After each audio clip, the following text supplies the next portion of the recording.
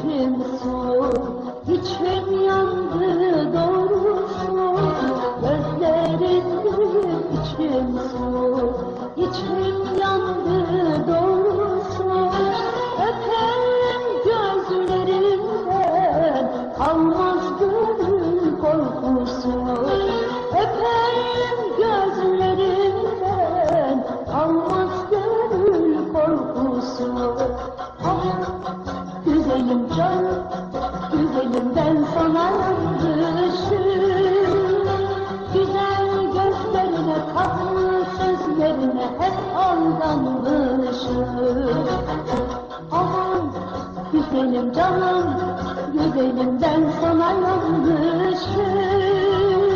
Güzel gözlerine, tatlı sözlerine hep aldanmışım.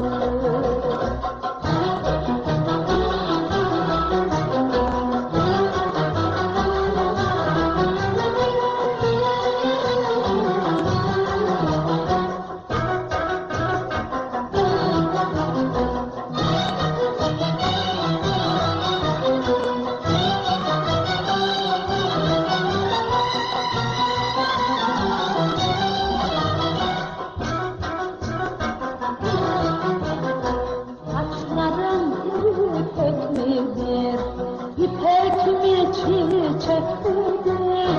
Saçların ipek midir? İpek mi çiçek midir? Yoksa o gözlerine düşen kelebek midir? Yoksa o gözlerine düşen kelebek midir? Aman güzelim canım, güzelim ben sana yanlışım.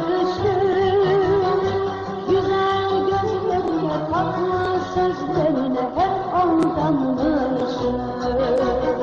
Aman güzelim canım, güzelim ben sana yanlışım.